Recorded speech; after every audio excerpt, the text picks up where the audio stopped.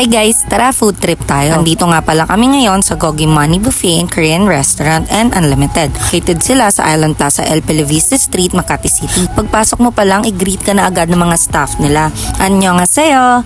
And for the rates naman, 549 pesos for lunch and 599 pesos naman for dinner. And you'll get a taste of variety of premium meats. And syempre side dishes. I suggest na itry nyo lahat ng side dishes nila dito. Pero syempre hinay-hinay lang sa pagkuha kasi may leftover charge sila na 200 pesos. O diba, ang daming side dishes. Meron din silang desserts, pandan and coffee jelly. And syempre meron Korean fried chicken. Lahat yan ay unlimited. Oo nga pala, meron din silang ramen bar area and bulgogi hotpot. Unlimited din syempre. Di na mapigilan si Jowa, kumuha na agad siya ng foods. Kaya tara, let's eat. Ito nga pala yung first batch namin. Parang nauuntian ako sa meat. Kaya kukuha na lang ulit ako. This is the convenience of buffet setup. Hindi mo na kailangan tawag-tawagin ng staff or assistants. Kasi ikaw na mismo kukuha ng amount ng meat and side dishes na gusto mo. Utensils on the side drawers and cheese is also unlimited.